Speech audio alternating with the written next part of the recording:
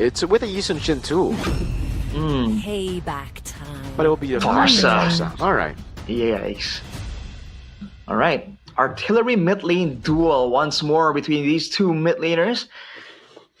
Man, I feel like team fight wise, Onic have so much more value, but RRQ, they need to be active before, right? In the pickoff department, in the macro split push department. In a full-blown team fight, I think initially at least, it's gonna be a bit difficult. So, we have Yves on one side, we have Barca on the other. AoE is available for both, and both also have tools to work with. Edok on the Kalea, Keyboy on the Gatot. I guess we'll see exactly who comes out on top here, considering we're at match point for the Sky Kings. If they do want to make that bold statement, if they do want to continue on here at MPL ID Season 16 on a win streak. Let's get straight into the Land of Dawn. Game number 2 between RRQ and Onic. Here we go, folks. Who's it gonna be? Leave it in the chat right now. Spam who you think's gonna win, Onic or RRQ. Especially in the mid lane here. Let's see the duel between the mages and the Roman as well. It's gonna be so important in deciding who actually gets a bit of ahead. Seems like for now it's still even. But you're seeing the aggression now in the current meta. Always everyone getting low in the early game. Rotations here as well from both of these teams. Equal trades, great spam ability from both of the mid laners, which is interesting to see. I think our emblem's going to be the main difference maker here. Well, it'll be a difference maker per se, but put yourself together for Edok, for more making tools. RRQ are gonna really need that. Tenacity by Rin, so he now for once respects the potential to get dove on by the side of Onic. But it looks like Onic are still going to focus more on, the rotations, as we do see the sub-emblems from Sans, the sub-emblems from Keyboy as well. Technically, we are seeing rotations from Keyboy here towards the top side of the map. They're gonna contest for the gold, but that's about it. No big rotation for picks just yet. Both teams playing it safe. I think you're really gonna see a lot of action start up towards the first turtle fight. Both teams really want a big ultimate play. So keep your eyes open for the lane, right, for the most part. Who gets that level 4 first? Who's in position to try and go for a punish first? Good move by Toy there. That's a trade, but the regen comes in, so Skylar ends up still winning it. Mid lane Prio going to be the name of the game here as we get into Turtle 1, and it's RRQ first. Holding on to the turtle. Let's see, Keyboy walking up, Sans. Holding on to the feather airstrike. Keyboy gets a taunt down, but Diamond is able to go for it. That's going to be the real world revelation. Locking in, Keyboy gets a dark wave. Mountain Chakra coming in as Ludpi survives with the Infernal Pursuit. Zunesh claims the turtle, and SOD landing. But it's a kill for a turtle, and that's it. So who's it worth it for, Arashi? I think it's pretty even, honestly. And RRQ are doing this thing again where they're basically sacrificing Dyron for pressure, right? To kind of zone, to push away Onic. And it's working, but I feel like they should also calculate a bit more. Could be a solo! Oh, what a dash from Kai! Gets out just in time. Sans, though, pops in for the airstrike and will lose out on a whole lot as Dyron walks up and baits out the Purify. Also, did you see the audience prediction by GoPay? 70% for Onic or something like that? That's... Where's the kingdom at? I'm so surprised. But meanwhile, we do see Rins and Edok now looking for a trade onto Skylar. A Purify out and a kill under the turret for Skylar! Oh no, RRQ! That was not according to plan here. Oh, wait a second. That was also not according to plan, but it is all according to Onyx's grand plan. Skylar in the bottom lane, Zunesh looking to play again. The RWM comes in, Skylar walks in, pops his Mind Force and turns it around on him. Revitalize coming down, Skylar able to survive just barely, and Zunesh, no quad shadow to lean on, gets slain by Kai. The SOD doesn't land, and in the mid lane, Sans putting the pressure down on Edok, gets help from Ludpi. There's a lot of forced plays here from the side of RRQ. The Tsunami Slam onto Skylar, knowing that he is on the Purify. I feel like unless you know for a fact that that Purify is down, there was no point in going for a play like that. And then afterwards as well, Onic just keep catching them off guard, and they are just better with the calculations. Yeah, that was outplay after outplay, I do believe, from Onic, and RQ are now falling quite behind. 2,000 at the moment. It looks like Edoc will be the first to arrive to the scene of the second neutral objective of the game, but with Kyrie still stuck. Oh, Dyron, does he want to go for something? He's looking for the zone. That's information given. Wait a second. Oh my god, what a dark wave over to Zunesh. He's out of it. Edoc's taken down as well. Zunesh! What? Walks back up, gets taken down by Keyboy. Rins will fall, gets pulled back by the dark wave. Recalled on by Sans and Ludpi. It's an all-in into a Purify, and he only gets a mount on Ludpi. Dyra now all alone. Turtle gonna be falling to Kai as Ludpi looks to dive in. Mountain Shocker use a dive to get Kai a killing spree. 4-4-1 trade plus Onic pick up the neutral objective, and it looks like they are going to be able to pick up a tower as well. Arashi, what's going on with RRQ in the 5th minute of this game? They just split apart, dude. They are not ready whatsoever for whatever Onic are trying to do. Once again here, another attempt for a pickup. Only onto Keyboy though. Not enough damage. Oh boy. It's just really, really tough for RRQ. They're slowly falling behind. And again, they have the Tsunami Slam, but they don't really have anything to kind of supplement that threat. So you can see Onic, they're just walking up. Ludpi, Keyboy, they don't mind taking that Tsunami Slam because they know they can at least get a couple of spells off before they get taken out. Oh, Kyrie, Doc. Oh man, he gets picked off by Kai. 0-3 and 1 on Edoc. Dyron 0-2. Toy getting bullied by Sans here, forced to back away. Oh man, am I sensing a little bit of tilt maybe from RRQ? I mean, that Zunesh play previously in that team fight, it felt a little off to me. I think since Onic has escaped with their lives barely multiple times, Zunesh felt pressured there to kind of add on a bit of damage, you know, one more shuriken cast, right? But unfortunately, he gets tagged with damage. So the fact that Onic have been so clean with the calculations is forcing RRQ to kind of overcommit just a little bit because they're concerned that, you know, Onic are gonna walk away unscathed yet again. Okay, but at least we do see that Zunesh gets a trade in the tower up top. So something is anything at this point in time with this 5,000 gold lead now for Onic. The turtle is now up once again. You can see that Ludpi, Keyboy, and Skylar are all in position. A little bit of zoning coming from Keyboy, opening up the map. Edoc, will he be able to make this play happen? I don't think so. I think at this point, even if it makes a play, it becomes good for Onic. You look for anyone to pick off, and AOG comes your way. If you go Gata Kacha, you're gonna lose out. Dyron JCC with the Mountain Shocker! Keyboy in the back line for the taunt, gets 3 members! No, just 2! Tsunami Slam brings him back, but Keyboy just AOGs out of there. And it's Onic with yet another win, as Toy will get the turret up top. Rins actually secures the purple buff, so it's a bit of recovery for RRQ. Still not ideal though. Zunesh falling ever so slowly behind. And you can see it again, Onic, they're not concerned about the big ultimates, the pick of threat from Onic, from RRQ at all. So it's allowing them to pay and do stuff like this. Ludpi again with a dark wave on 2, right into the Mountain Shocker for Kai. Sans is flying by with the signature recalls, and Zunesh can't even land the quad shadow on him. The layering of skills has just been so expensive for Onic, and it really reflects their synergy and their chemistry that they have in the game.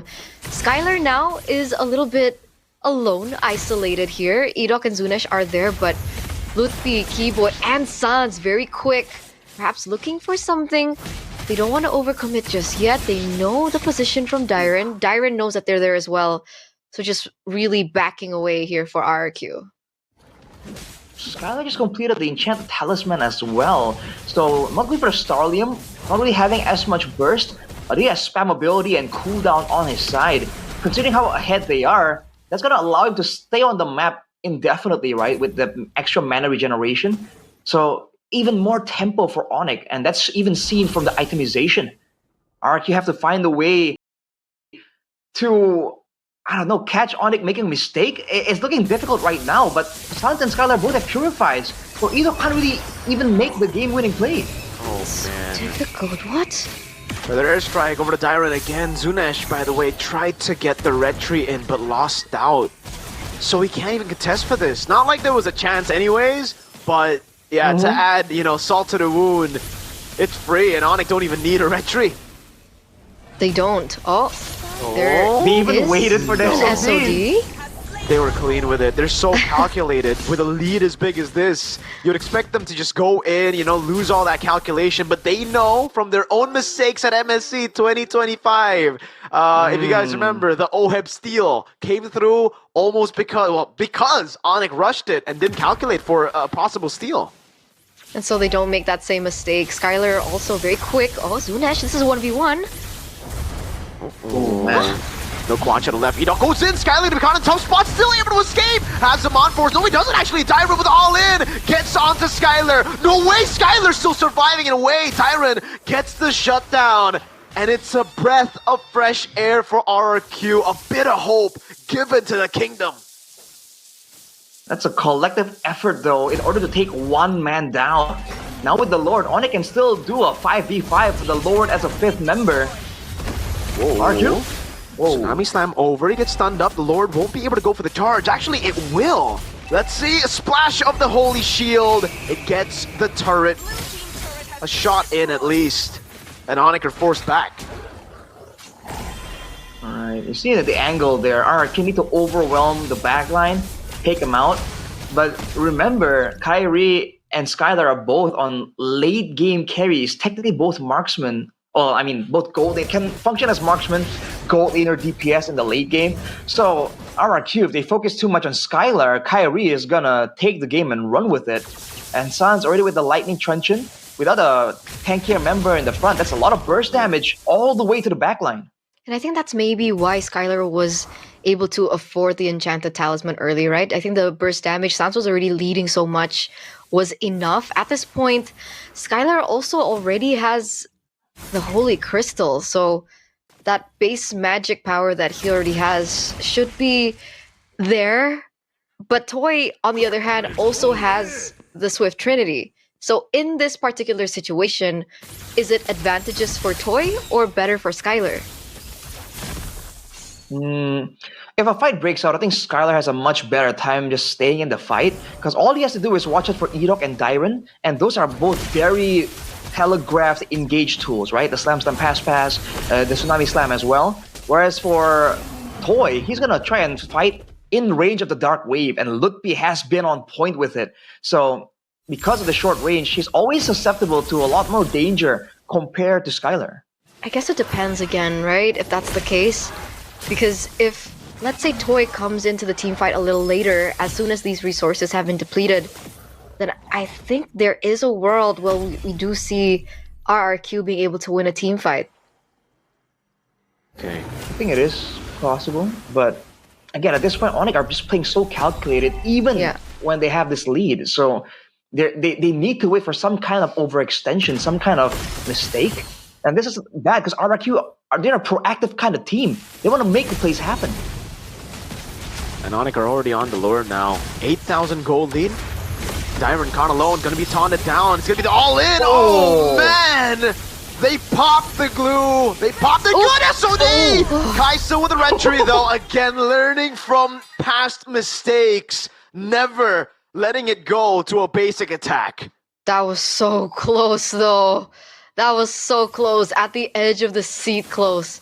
But yes, Onic do still secure the Lord. That 8,000 has now increased to 9,000, and they don't lose a single person. Onic also have adjusted in these team fights. They know that the biggest threat to Skylar at the moment is Dyron, so they take him out first. Toy! Oh! One hit away from being taken down. What? They can't even go for it, man. The quad shadow didn't land on Sans. Or sorry, on Skylar, and look at Zunesh. Oh, thank goodness Skylar didn't bring Flicker. That could have been bad. could have still went for an aggressive move and got it there. Base defense for RRQ. Not the best clear, but they have tools to deter Onic from jumping in and making a risky fight. Uh-oh, Dark Wave from down again. Dyron able to flicker out to safety. Toy buys the rose gold. Bottom lane turret and top still intact. The Skylar walks up. They should have been a bit damage back. The Mount of Shocker thrown away as well. RQ still holding on to it now. Dyron trying to go for a play. Skylar baited out the Purify away already.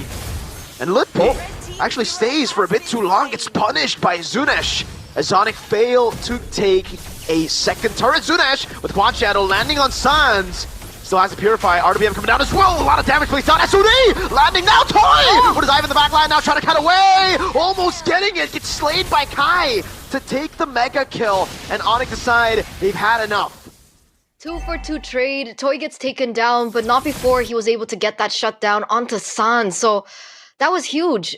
Inhibitor turrets on the side lanes are also still intact. So considering the 9,000 gold lead that we're seeing from the Sky Kings, I would say it's not as bad for RRQ. And it started here. If you take a look at the replay by the official tournament smartphone, the Samsung Galaxy series, with Litpi overextending, and then Sans caught lacking a little bit. Great shutdown. And Toy immediately jumps on the chance. It doesn't even matter if he trades his life for it. And with that gold, hopefully RRQ can try and find something here.